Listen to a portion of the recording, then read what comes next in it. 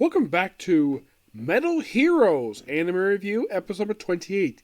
Yeah, it's been 10 months since I did a last review of this one. Because of reviewing a lot of Sentai, Kamen Rider, anime, it just finally I got back this one. And I'm going to announce this right now. The one I'm doing this one, which I'm not going to announce just yet.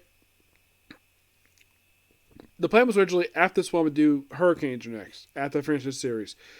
But because it took so long to get back to this, I don't want to take too long to get back to this one. So I'm going to do this straight after I finish this one. Once I finish the series, I'm talking about the movies that are associated with this particular part of the franchise, and then I'll move on to that one. So here we're talking about the third and final part of the Space Sheriff trilogy, Space Sheriff Shaider. That's pretty much what the name of the show is. And here is Shaider, which, yeah, I love the outfit. It looks like it's well made. It looks very expensive. The fact that, yes, like in the case of the other ones, I at least gotta praise the fact that when it comes to its little out-of-dimensional stuff, it doesn't follow the same form. It seems like though Sherman was basically following a little too close to Gavin. This one, they swap orders. When he goes to the dimension, he has to destroy like this hedge spaceship like every time. Though in the first time, basically destroys it, he transforms his own spaceship, Veldos, into a frickin' bazooka, destroyed. The second time, he turns into a robot. Yep, and you might be thinking, does he have a tank? Yes, he does. Does he have a motorcycle? Yes. It's just shaped like a frickin' mattress. Nope. It's called Blue Hawk. It's basically a regular space-type motorcycle. He has a little jet. Now, like in the case of the Air 2, Shaider does have females. Her name is Annie. Though, here's the thing about the main villain of the series, Fuma. They are alien conquerors. Not criminals per se, alien conquerors. They want to conquer planets. And anybody who resists them, their planet's destroyed. And there's a planet destroyed in the first scene, and this later revealed to be the planet Mount, which is where Annie is from. Yes. Shaider was just randomly recruited from Earth. They don't show how he was recruited, just that he was mentioned he was recruited on Earth because, well, Earth needs a new protector. Because Shivan is basically on, well, he basically helped found a new homeworld for his people. Because, unlike in the case of Gavin, who was half human, half bird, in the case of Dan, the Shivan, he actually is full-blown alien. Yep, he is a full-blown alien. Shaider, from what I can tell, is full-blown human. He is not, let's say, from an alien species, per se. Not really. But, so, the thing, when they first see him, you see him with Commander Quam, who is there in the opening episode, which, gotta at least praise him for that. He's there from the start. He does appear a lot throughout the entirety, from what I can tell anyways. He does appear in the first episode. He does not appear in episode 2. So, basically Fuma, like in the case of the previous organizations, wants to conquer Earth, obviously. But this one has a unique difference between this one and the Air 2. This actually is one of 3 Metal Hero series that are adapted for a very underrated American series known as VR Troopers. Yep, as a matter of fact, the footage from the show was shown for season 2. As a matter of fact, the Fuma Palace was in fact the virtual digital fortress used by Grimlord. Yep, it's the same exact place, except they slightly alter the colors for it. So, unlike in the case of Gavin, it starts out with basically where Moroku destroys a gigantic space station, and Shimon's already on Earth. They basically plan to seize that one right away. This one feels completely out of the blue. This one. Now, I should also point out that the actor who plays Shaider, he is sadly no longer alive. Nope, he is not. He passed away in 2001 due to alcohol poisoning. Yep, the guy apparently had trouble with success. Do I think he's terrible? The start of it? No, he's not terrible. So, he given his code name, Space Sheriff Shaider, by Commander Quam. And before he leaves, Mimi, Commander Quam's daughter, and the woman in love with Gavin. Gavin is not here. He's not mentioned by name per se. This fact Mimi is here.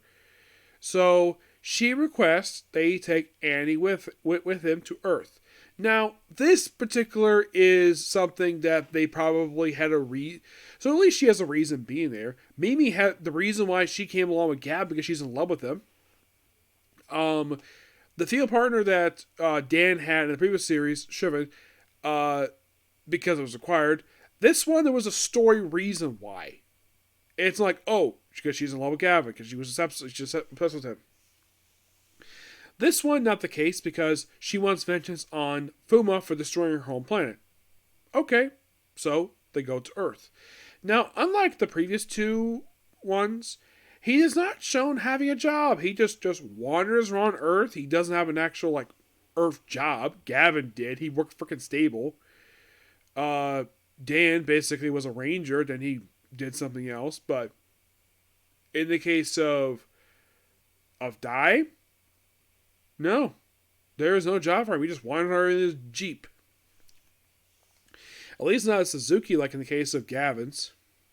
Gavin's, I love his civilian attire. The brown coat, the white pants. It is excellent. But what about, let's say, the outfit used by Shaider? It's okay. It is mostly put it's basically like a version of a European style uniform. I'm like, really? You wearing this in modern day Japan? Gavin's is awesome. I love Gavin's. At least he has a good look for him. And he's probably the coolest out of the three when it comes to looks. Dan, love his black jacket he had. This one is a blue military style jacket. Drives on a Jeep. By the way, when they sell monsters, it's basically the villain who's referred to as an Emperor Kadru, I think his name is. Yes. It is Great Emperor Kubi. There's also Priest Po, who is played by a man. This flashback on screen is supposed to be a woman, but nope, that's a guy. There's also Commander Hessler. Not much to know about him, aside from the fact he's here. They have two monsters pop in the first two episodes. Babidi, where his whole thing was he wanted to turn children into zombies, which that was never revealed until the final episode, until the end of the episode. Puppetit wanted to turn animals against humans. And the grunts are known as the Soldiers of Miracles. Yes, at least they're not just some random thugs. Yeah, in the case of the ones they had for Muta, they were thugs. And in the case of the ones for the previous organization, they were thugs. These guys look like alien soldiers. I at least gotta praise the fact that they're actually different this time. Yes, they're not carbon copying the previous series. Oh, and also, Ultima is back in the previous series. Yep, Kadra Ultima, he's back. And he's not doing UFO stuff. Nope, he's basically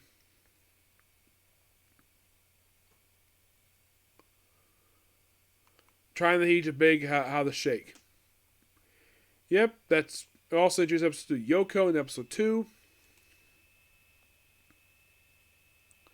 Oh yeah, there's also a Birdman in episode 1. He's not seen again. But I like the start for the series. It's not terrible. Barbados is a great looking spaceship. It's interesting. I like the design for it.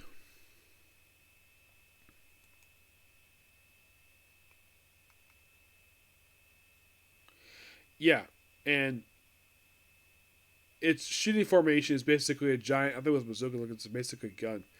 But these first two episodes are pretty good. I like them. Now, some of you might think, okay,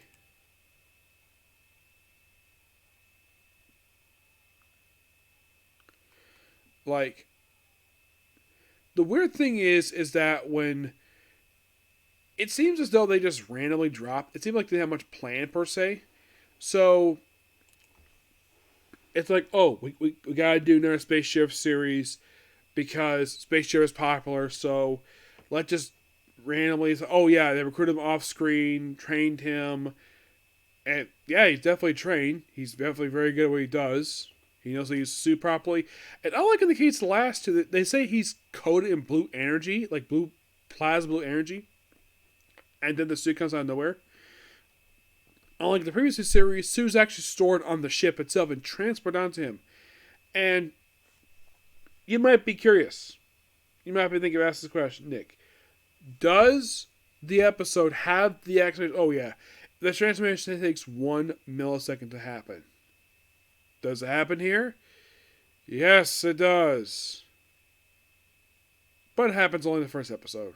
Actually, it does happen in episode 2 as well, but I fast forward because basically it's the same sequence.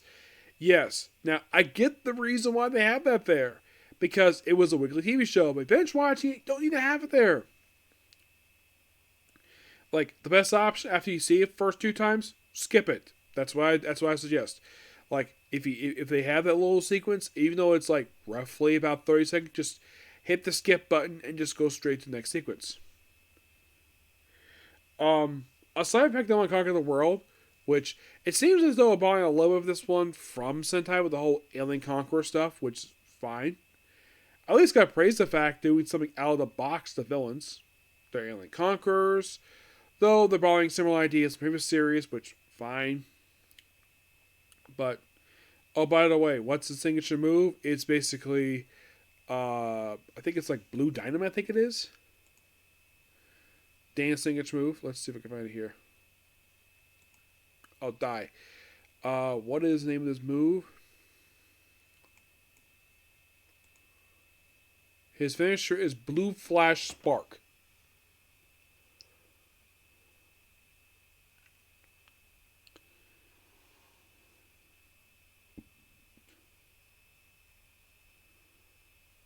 It's Blue Flash. That's what it's called here. He also has a video beam gun, which is literally a gun. And there's also, get this, a Shaider phone, which is basically a version of this. A smartwatch in the 80s. Why not? It's alien technology. It's perfectly fine. I have no problem with that at all. But interesting start, basically, for the show. Now, unlike in the case of the last two, where the previous Space Hero series was 51 episodes, the first one was 44. This one's only about 49, which makes it a little bit longer than the first show by 5 episodes. Though this one is 2 episodes shorter than the previous one. Yep. But yeah, now I'm going to save this one, so I'll probably get a chance to watch the Gokaiger stuff later. So, the next video. Bye.